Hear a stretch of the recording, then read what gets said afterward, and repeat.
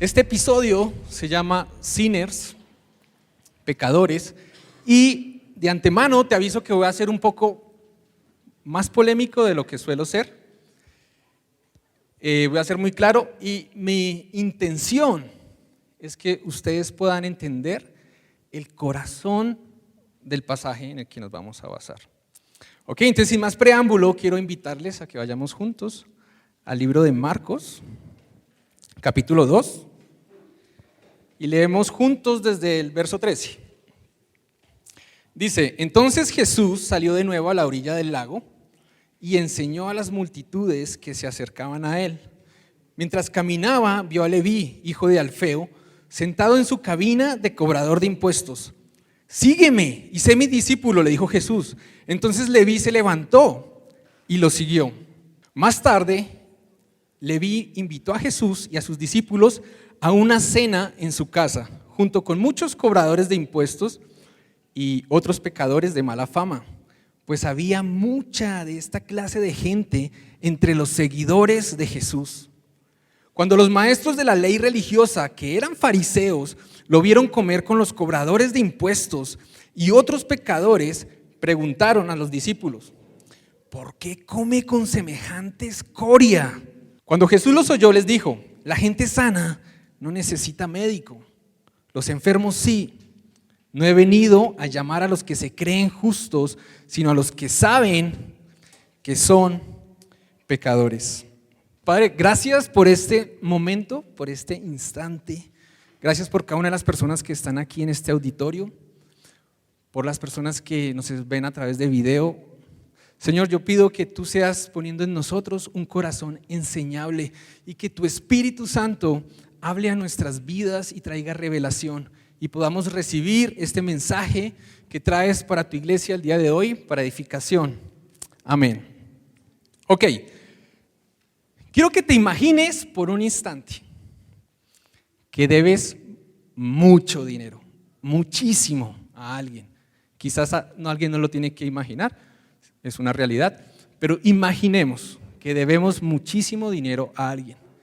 Y la persona que te va a cobrar te contacta y resulta que es un hombre malo, poderoso y tiene la facultad y el derecho legal de decirte: ahora vas a pagar el doble de lo que debes y tienes una semana para pagar, y si no pagas en una semana voy a tomar a tus hijos y los voy a poner a trabajar en contra de su voluntad.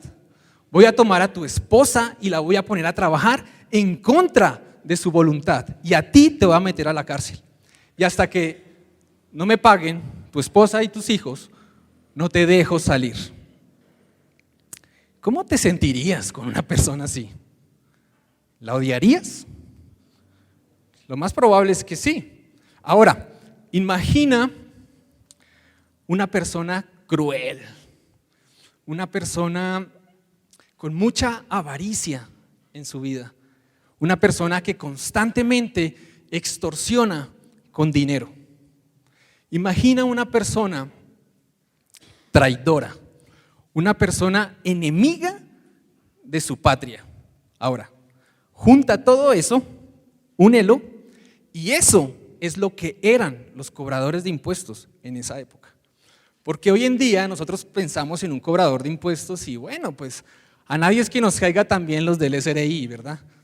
Pero en esa época eran así. Entonces, y si aquí hay algún cobrador de impuestos, bienvenido, esta es tu casa, Jesús te ama. Pero estas personas eran horribles, horrendas. Y no solamente eran odiados porque cobraban impuestos, sino que eran odiados porque eran traidores a su propia gente, eran traidores a su patria, pues ellos cobraban impuestos para otra nación. Y estos cobradores de impuestos, ellos tenían que pagar una cuota al Imperio Romano. Pero todo lo que ellos pudieran sacar más allá de esa cuota, se lo podían quedar. Entonces te lo pongo en números.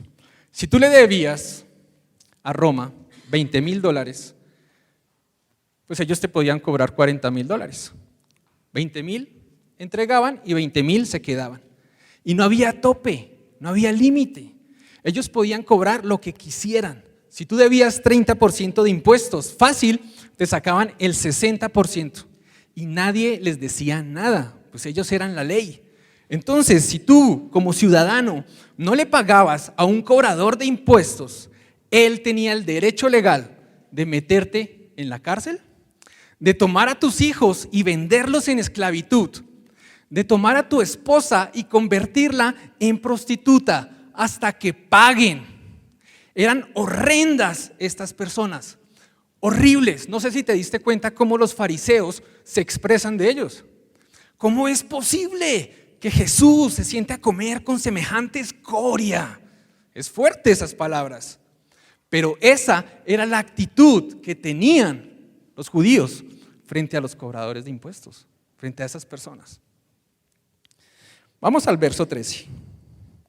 Dice, entonces Jesús salió de nuevo a la orilla del lago y enseñó a las multitudes que se acercaban a él. Esto lo vemos vez tras vez. A donde Jesús iba, Jesús enseñaba la Biblia. Y si te das cuenta, ese es el eje de su ministerio, de su vida. Enseñar, predicar. En Mateo capítulo 1, verso 38 está diciendo Jesús, debo ir a esas otras ciudades porque allá también tengo que ir a predicar. Porque para eso vine. Me es necesario predicar porque por eso vine. A Jesús le apasionaba enseñar la palabra. Y por eso es que nosotros en Río, si tú llevas tiempo viniendo, te das cuenta que lo único que hacemos es que tomamos la Biblia y vamos línea por línea, verso por verso, historia por historia, leyendo y explicando y entendiendo, porque sabemos que eso era lo que hacía Jesús. Y todo lo demás ocurría en el contexto de estar enseñando. Verso 14. Dice, mientras caminaba, vio a Leví, hijo de Alfeo, sentado en su cabina de cobrador de impuestos. Sígueme y sé mi discípulo, le dijo Jesús. Entonces Leví se levantó y lo siguió. Leví es un cobrador de impuestos. Leví es una decepción para su familia. Leví es un traidor a su nación. Se me hizo curioso que diga que es hijo de Alfeo. Entonces hice la tarea, investigué qué significa Alfeo. Bueno, personalmente no noté que tenga un significado muy especial, significa cambio. Pero se me hizo curioso que haga mención a su papá. ¿Por qué? Porque no simplemente decía Leví, pero no, hace mención a su papá, lo cual me da a entender que su papá tiene una influencia en esta historia. ¿Y cuál es? Resulta que no es casualidad que el nombre de este hombre sea Leví. No es casualidad. Tú que conoces la Biblia, y si no te explico rápidamente, existía una tribu que se llamaba la tribu de Leví. Y su rol es que ellos no tendrían tierras, ellos no tendrían trabajo, ellos no tendrían posesiones, propiedades, no tendrían. Ellos se dedicarían 100% a servir a Dios y a servir al pueblo de Dios. A eso se dedicarían ellos y sus generaciones. Entonces Alfeo tiene su hijo y él tiene la fe y tiene la esperanza de que su hijo va a ser así, va a servir a Dios y va a servir a las personas. Pero Leví termina convirtiéndose en un hombre horrendo, horrible, en un recolector de impuestos. ¿Imaginas la humillación para su familia? ¿La desgracia? Todos conocen a Leví, todos en algún momento le pagaron los impuestos y las extorsiones. Pero ¿qué hace Jesús? Le dice, sígueme. Y ahí ese es el meollo del asunto, en ese sígueme. Entonces, para que tú puedas entender lo que significa ese sígueme, la importancia de ese sígueme, te voy a contextualizar. El sistema educativo judío en esa época tenía 3 niveles. El primero era como la primaria. Todos, absolutamente todos lo cursaban, de 6 a 12 años. Era la educación básica. El segundo, cuando tú cumplías los 12 años, la mayoría ya no seguían estudiando. Solamente los mejores de los mejores eran llevados a unas sinagogas y por 3 años les enseñaban la Biblia. Esos eran los mejores, de los mejores, los más destacados. El tercero, habían rabinos itinerantes que ellos viajaban de sinagoga en sinagoga. Y ellos elegían a los más destacados de los más destacados para unirlos a sus vidas y que fueran sus discípulos. Esto era el privilegio más tremendo que podía haber. O sea, era lo mejor que le podía pasar a uno de estos estudiantes, que un rabino le dijera: sé mi discípulo. Ahora, Leví no era bienvenido ni siquiera en la sinagoga. Y Jesús va a él y le invita a este hombre terrible, horrible, corrupto, criminal, abusador, extorsionador. ¿Quieres ser mi discípulo? ¿Captas lo que está pasando acá? Es la locura, pues. ¿Ah? Aún una persona tan odiada, aún una persona tan perdida, aún él tiene espacio en el plan de Dios para ser uno de los discípulos. ¿Y qué me muestra eso de Jesús? Que Jesús no está esperando a que alguien se porte como cristiano para invitarlo a ser su seguidor. No, es más, Jesús se acerca a él y le invita a ser su seguidor. Y eso es lo que te transforma. Jesús no está esperando a que tú llegues a él. Jesús toma la iniciativa y va a ti. Cuando tú ni siquiera lo estabas buscando, aún en el acto mismo de cobrar impuestos. Entonces Leví se levanta y lo sigue. ¿Qué es lo más chévere de esto? Vemos que Leví no busca a Jesús. Él no estaba buscando a Jesús. Jesús busca a Leví. Jesús, en tu plena rebelión, te invita a que lo sigas. Pero no está dispuesto a dejar que permanezcas en tu rebelión. Jesús, en tu plena condición de pecador, te invita a que lo sigas, pero te ama tanto que está totalmente indispuesto a dejar que continúes en tu condición de pecador. Y eso es un balance perfecto. Y lo que yo veo aquí en la Biblia es a un Dios que te ama tanto que cuando tú estabas perdido, Él vino a buscarte y a encontrarte. Pero también veo que cuando Dios te invita, Él no te invita a seguir continuando en tu condición y simplemente afirmar que Él es Dios. No, Él está buscando un seguidor. No está buscando a alguien que meramente lo reconozca como el Dios del universo.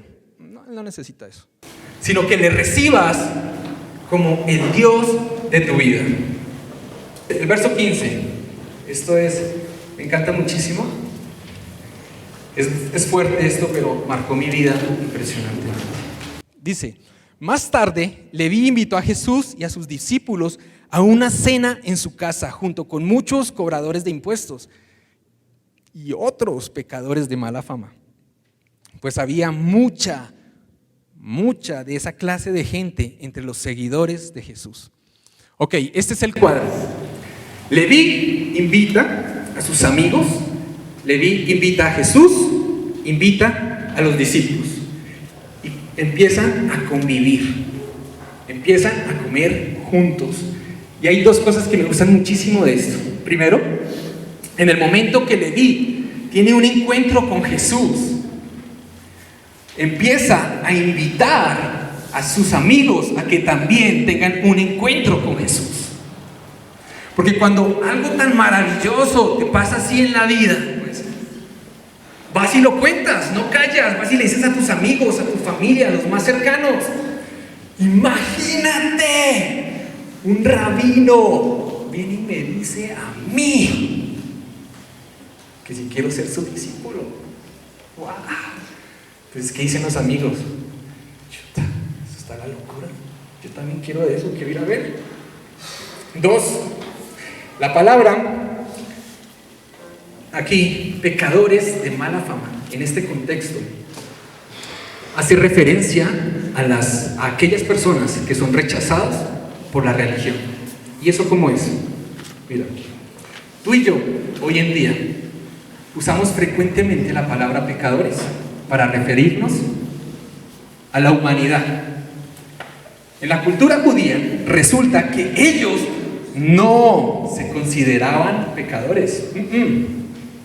De hecho, el término pecador para un judío era exclusivamente para aquellas personas que habían pecado tan gravemente que se les negaba el acceso a la sinagoga. Y ojo, toda tu reputación en la sociedad dependía de tu habilidad de contribuir en la sinagoga. Entonces, si se te negaba el acceso a la sinagoga, eso significaba que ya no solamente podías estar con el pueblo de Dios, sino que ya no eras bien recibido en el mercado, ya no eras bien recibido en las casas, eras un despreciado, un desechado, un rechazado por la cultura, por la religión. Y son esas personas que Dios escoge para pasar tiempo con ellos. Wow, es tan inspirador eso, me llena de tanta esperanza. Me encanta que Jesús es capaz de convivir con aquellos que la religión rechaza. Jesús está dispuesto a estar con aquellas personas que la iglesia dice, ellos no son dignos. Yo sé que es fuerte esto que estoy diciendo, pero definitivamente hay personas que la iglesia dice, ellos no son merecedores. Y voy a ser polémico en esta parte porque la historia de por sí lo relata. Hay indicaciones bíblicas muy enfáticas de que ciertas cosas son pecado. La Biblia es clara cuando dice que una relación sexual entre dos personas del mismo sexo no es parte del plan de Dios y es pecado. Ahí no hay pierde, no hay cómo perdernos ahí. La Biblia es muy enfática cuando dice que Dios nos crea en el vientre de nuestra madre y con sus manos, con sus dedos nos da forma y nos moldea. Esto independientemente de cómo nuestra madre quedó embarazada. Sin embargo, personas que son homosexuales, muchas veces las vemos y usted por allá, sucio, cochino, por allá, usted no es digno, usted ni siquiera merece que Dios lo voltee a mirar, mucho menos yo. A veces tenemos la osadía y el atrevimiento de pensar esas cosas. Y peor aún, decirlas. Debemos amar a las personas independientemente de sus rollos. Las personas que han cometido un aborto. ¿Por qué lo traigo a mención? Pues es un asunto muy polémico a nivel mundial con la legalización del aborto. Pero ¿qué con eso? ¿Sabes? Debemos amar a las personas que han cometido un aborto y decirles, ¿sabes qué? Jesús te ama. A mí me gustan muchísimo los documentales, me encantan, o sea, son mis top, los documentales. Y más aún que tengan que ver con problemática social. Entonces he visto una cantidad de documentales acerca del aborto. Y tengo un par de amigas que en algún momento de su vida cometieron un aborto. Y lo que yo he podido deducir de lo que yo he hablado con ellas y de haber visto estos documentales, puedo llegar a la conclusión que la mayoría de las mujeres, no todas, la mayoría de las mujeres que han cometido un aborto están tratando y lidiando con una culpa terrible. Y cuando llegan a la iglesia, vienen a la iglesia, en vez de escuchar un mensaje de un Dios que perdona sus pecados, reciben un ¿cómo pudiste? Ese no es el corazón de Jesús. El corazón de Jesús es ir a aquellas personas que la religión rechaza. El corazón de Jesús es ir a aquellas personas que normalmente no son bienvenidas en una reunión cristiana. Y mi oración es que Río podamos llegar a ser ese lugar. Y cuando hablo de Río, no me refiero únicamente a la estructura o a la organización como tal, sino a nosotros. Que Río podamos llegar a ser ese lugar donde las personas que normalmente se sienten fuera de lugar en una iglesia cristiana vengan y aquí puedan sentirse en casa. Existe un movimiento cristiano a nivel mundial muy famoso, Calvary Chapel. Obviamente muchos de ustedes lo habrán escuchado aquí. Este movimiento, este ministerio inició en los Estados Unidos y en los años 60 su fundador, Chuck Smith, aceptó a hippies en la iglesia. Yo sé que eso ya no suena tan lejano a nosotros, pero te cuento.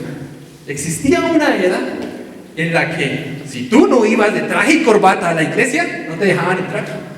Si tú llegabas así mechudín, barbón, medio dejado, hermano, siga recto por allá porque aquí usted no entra. Y Chuck Smith abre las puertas de la iglesia a los hippies. Y es la mayoría de estos hippies llegan y pues no son cristianos. Entonces llegan oliendo a weed, llegan oliendo a tabaco, llegan oliendo a alcohol,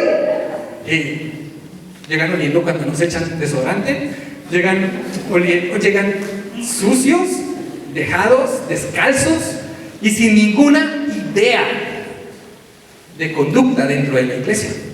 Entonces, los conservadores, los miembros conservadores de la iglesia se escandalizaban y decían: esto no puede ser, no es posible, tienes que decirles que no pueden entrar, esto es un lugar santo, de aquí ellos no pueden entrar. Y Chuck Smith ve a Jesús y dice: yo veo a un Jesús que quiere alcanzar a los que la religión rechaza. Y una de las historias más famosas de esto lo puedes encontrar en internet, hay un documental también de Chuck Smith en YouTube. Entonces, una de las historias más famosas es que la iglesia entró, alfombró todo el auditorio, todo lo que es el auditorio, lo alfombró y puso sillas acolchadas, con paños. Y resulta que pues, ser parte de ser hippie pues es estar dejado, sucio, y andaban descalzos y estaban arruinando la alfombra y arruinando las sillas.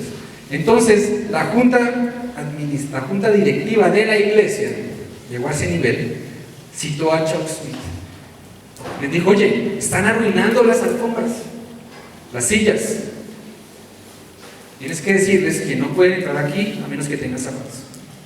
Y Chuck Smith dice: ¿sabes qué? Quiten la alfombra, pues quiten las sillas, ponemos sillas de cemento. Prefiero no tener alfombra a tener que decirle a estas personas que Dios no les ama a menos que tengan zapatos. Gloria a Dios por estas personas que inspiran, que rompen esquemas. Nuestra responsabilidad no es juzgar o cambiar, es mi responsabilidad mostrar amor, paciencia y cariño, sabiendo que ese amor que alcanzó mi corazón y me transformó es capaz de transformar a esos pecadores de nuestra forma. Queremos ser ese tipo de iglesia, queremos ser como Jesús. Queremos ser una iglesia donde cualquier persona que no es cristiana se sienta bienvenida. Y si eso te hace sentir un poquito incómodo, se va a poner peor. Dice que había muchas de estas personas que seguían a Jesús. ¿Sabes qué es curioso? Que Jesús era amado por los pecadores de mala fama. Y lo que yo veo en la Biblia, es que la iglesia primitiva y Jesús eran odiados por los religiosos conservadores y amados por aquellas personas que no eran religiosas.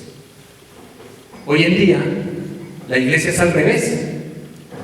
Somos respetados por los religiosos conservadores, pero odiados por el mundo y por aquellas personas que no son religiosas. Cuando en los tiempos de Jesús era odiado por los religiosos conservadores y amado por aquellos que no eran religiosos, y muchos le seguían. ¿Será que hemos volteado nuestra lista de prioridades. Quizás nos hemos enfocado tanto en no ofender a los religiosos en vez de estar preocupados por los perdidos. Verso 16. Cuando los maestros de la ley religiosa, que eran fariseos, lo vieron comer con los cobradores de impuestos y otros pecadores, preguntaron a los discípulos: ¿por qué come con semejante escoria? ¿Escuchas el juicio? ¿La crítica? ¿La soberbia? Esa era la razón de que Jesús fuera tan polémico. Y creo yo, la razón más grande por la cual Jesús fue crucificado. Porque comía con pecadores. En otras partes de los evangelios le llaman a Jesús amigo de pecadores. Jesús es amigo de los rechazados por la religión. ¿Y qué tan amigo? Que comía con ellos. Y esto es súper importante. Quizás no te parece tan escandaloso a ti, porque hoy en día nosotros comemos con medio mundo, pero en ese entonces no habían restaurantes como lo hay hoy en día. Y según lo que estuve investigando acerca de la cultura de esta época, es que cuando tú ibas a comer con alguien, era uno de los actos más íntimos que había. O sea, tú no ibas a comer con cualquiera, no. Tú tenías que escoger muy bien con qué personas ibas a comer, porque de ahí dependía muchísimo. Y según la cultura dice, cuando tú comías con alguien, era una declaración pública: este es mi amigo y yo apruebo de él. Ahora, ¿qué está haciendo Jesús? Saliendo con una cantidad de gente mala y diciendo públicamente: este es mi amigo y yo apruebo de él. Ahora, ¿aprobaba su pecado? No, pero no dejaba de comer con pecadores. Creo que si Jesús viviera en el siglo XXI, la iglesia estaría tan escandalizada por él. ¿Cómo te sentirías tú si Jesús viviera en nuestro tiempo y tuviera Facebook? Me gusta pensar estas cosas locas todos los días. ¿Cómo te sentirías tú, Jesús en nuestro tiempo, con Facebook? Y lo etiquetan en una foto de una celebridad, en una foto de un pecador de mala fama. O sea, tratemos de traer eso de esa época, traerlo a nuestro actual. Digamos que lo etiquetan en una foto con ¿quién? ¿Alguien que ayúdenme? Con un pecador de mala fama. ¿Quién?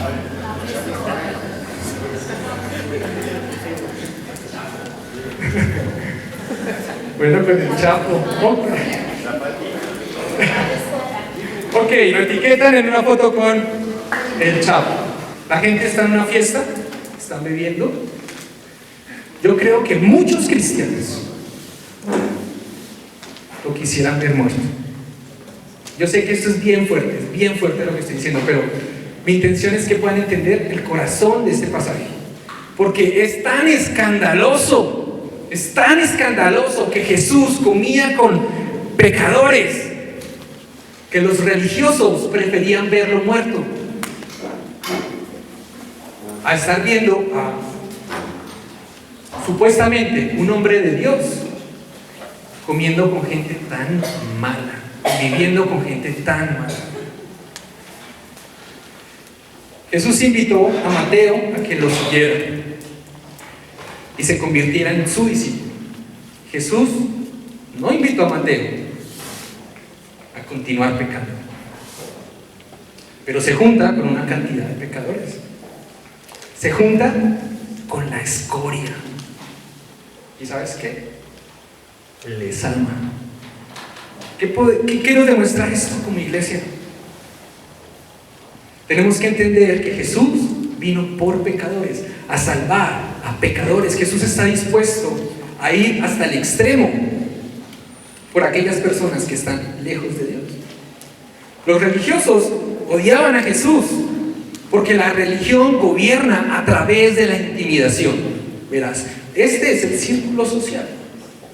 Más te vale seguir las reglas, porque como quien no sigue las reglas, te vamos a expulsar, te vamos a correr y ya, y te vamos a negar el acceso a la sinagoga. Entonces ya no vas a tener una vida normal. Gobiernan a través del temor. Y si no haces eso, entonces Dios no te aprueba. Y Jesús llega y dice, ¿sabes qué? Yo te amo aún en tu pecado. Y te amo tanto que estoy dispuesto a tener una relación contigo. Y que en el contexto de tener una relación, yo te pueda transformar. Y tú puedas vivir como yo tengo la intención de que puedas vivir.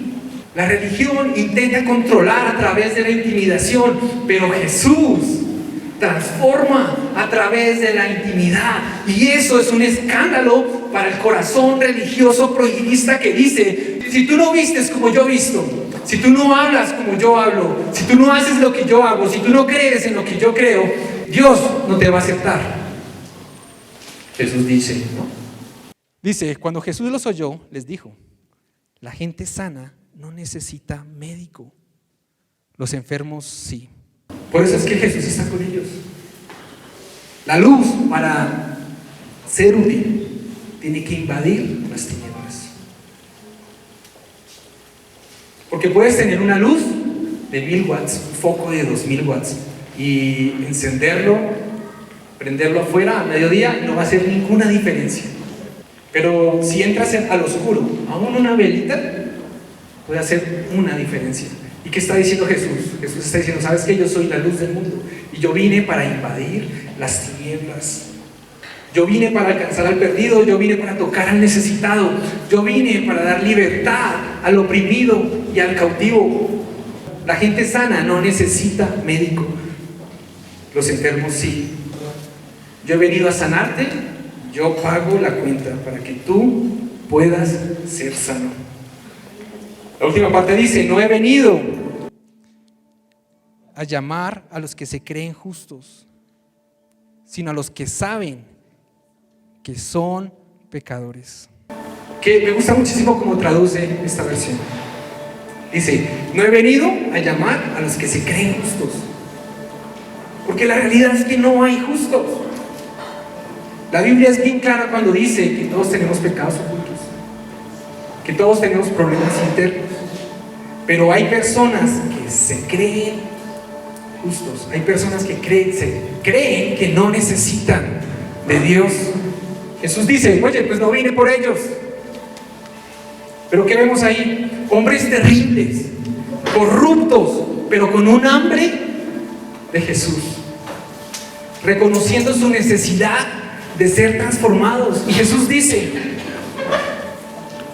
yo vine por ellos vine. Tenemos a un Dios que se enfoca en los perdidos. Debemos ser una iglesia que se enfoque en lo perdido. Y eso es un reto a todo nivel. ¿Cuántas personas en Cuenca necesitan de Jesús? Un chorro de gente. ¿Cuántas personas en Cuenca necesitan experimentar un encuentro con Jesús? Una cantidad. Y tú y yo tenemos el mensaje de salvación para ellos. Yo en esta mañana quiero desafiarte a que desarrollemos el corazón de Jesús en nuestras vidas. ¿Qué tal si nos ponemos sobre nuestros pies? Ahí donde estás. Y